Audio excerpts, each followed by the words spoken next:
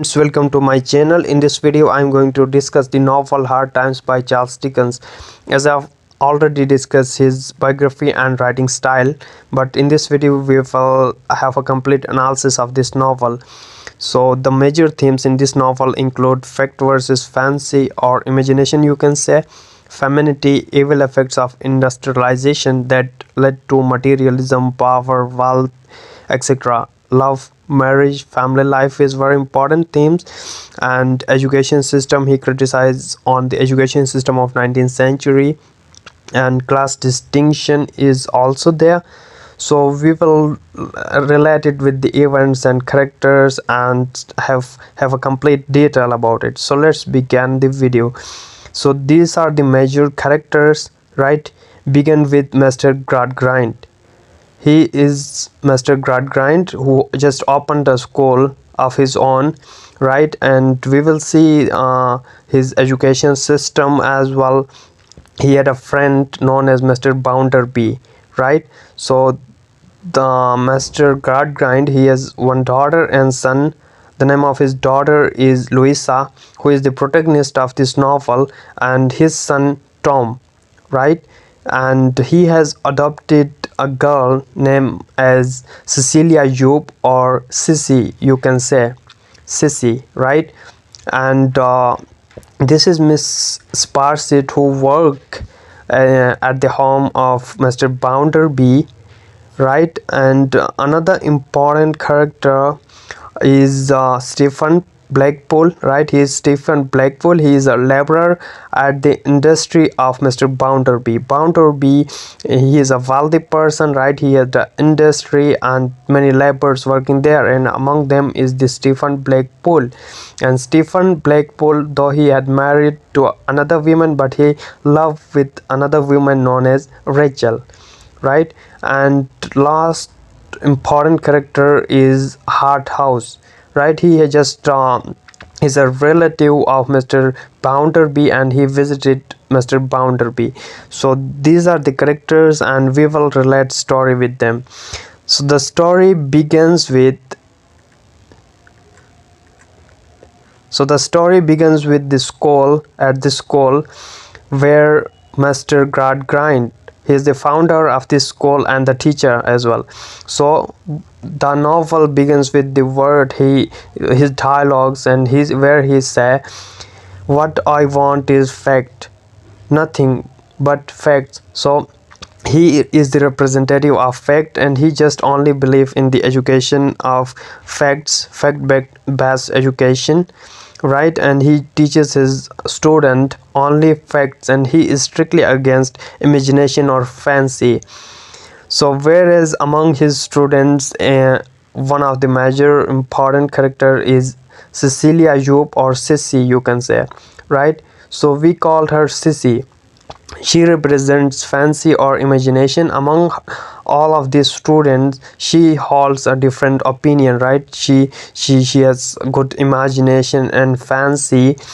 So because she belonged to such a background that, yeah, her father who worked at a circus, right?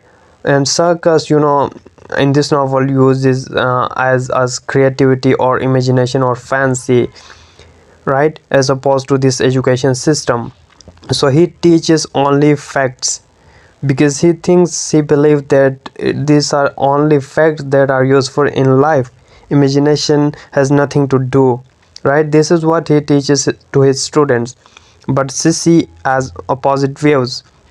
So we will see these things, fancy versus fact, side by side. And another important theme, femininity, right? Femininity, which is represented by the major female characters, the protagonist of the novel, who is Louisa, and Sissy, Rachel. These are the important female characters, and Charles Dickens portrays femininity through these ideal characters. So he teaches fancy, and what this is the circus, right? This is the circus, which is just opposite of his education system. And one day his son and daughter, Tom and Louisa, they just visited circus, and he saw them there, and he just called them and warned them to never visit that circus again. So what actually happens after that, this is the house of Mr. Gradgrind and his friend Mr. Bounderby. He just visited there, and he just show interest in her daughter, which is Louisa, who is Louisa, right? So he just want to marry her, and we will see later that he married to her, why he married to her, and what are the things that compel her to marry a man much older than of her age. Because she has compulsion, she loved her brother Tom very much, so that for his own good sake, right, so that the future of her brother Tom will be secure. That's why she married to much older man, Mr. Bounderby, because he was a wealthy person.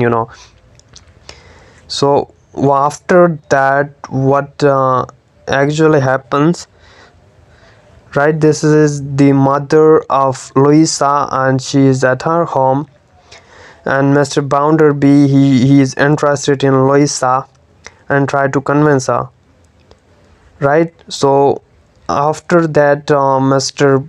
Gradgrind and Mr. Bounderby, they just visited the circus. They visited the circus there, and because they come to know that the father of Sissy, he just absconded, run away, right, left the circus and left his daughter alone. So Mr. Gradgrind, though he was kind-hearted, so he just wanted to take Sissy with him, right, and complete her education, teach her uh, in his education system in his school, right? So here you can see the clowns, jokers at the circus, and he talked to the man there, and so here this is Sissy, and they told her that her father has left her, abandoned her, and maybe never return. So she has to go with Mr. Gradgrind. She cried, but she her father had a dream that his daughter will be educated one day. So to fulfill that goal or purpose, she just went with Mr. Gradgrind, right? And this is the caretaker, the person who takes care of Sissy at the circus, and he emphasized her not to go because he take care of her very much, you know. So after that, Sparsit, the worker at the Bounderby house, right? She's the worker at Mr. Bounderby home, and take care of him because he is unmarried man and he has no family, only himself, right? And apart from that, Mr. Stephen Blackpool, as I have already told you, an important character, and he is a laborer at the industry of Mr. Bounderby. So he like another woman known as Rachel. So he just wanted, because he is a married person, and he wanted to divorce his wife, and that's why he just came to Mr. Bounderby to take advice, and the possibilities, what are the possibilities or procedure to divorce a wife. And Mr. Bounderby tell him that it takes a great amount of money, to give to the lawyer and cases and all of these to divorce your wife, and it is not under your access or to just come with such great amount of money, because he is a poor laborer, right? And he didn't help him, so he just left with disappointment, right? And here Mr. Gradgrind, he tells his daughter about the marriage, right? About he just convince his daughter to marry Mr. Bounderby, and she is under compulsion. She didn't want to disappoint her father or disobey her father, and she is looking forward for the better future, or more concerned about the future of her brother Tom. That's why she agreed to marry Mr. Bounderby, and the marriage takes place, right? And after that, the important person Harthouse, James Harthouse, has been introduced there, right? Who is a relative of Mr. Bounderby. He just came from London and lived with Mr. Bounderby. So he was a young man, and he became jealous of why such a beautiful young lady married such an old man. So he had a crush on her, right? And he just tried different ways to convince her to marry with him. We will see later on. And there was conspiracy or a meeting takes place between the laborers, right, who work at Mr. Bounderby industry, because he is treating them badly and low wages and all of these. That's why they strike, they form a union to have a strike, right? And so that's why they just gathered there. But Stephen, he just refused to join the unity of the laborers because of his reasons, his compulsions, the promises he made, right? That's why he refused to join them, and they abandoned them, disown him, right? And after that, what actually happens, he came, Mr. Bounderby called him, and he just asked about the union, what are the intentions and goals of the union, the laborers, what they want, and tell me. And Stephen, he didn't tell anything to Mr. Bounderby. He refused to tell anything. And Mr. Bounderby became aggressive, and he just fired him off the job, right?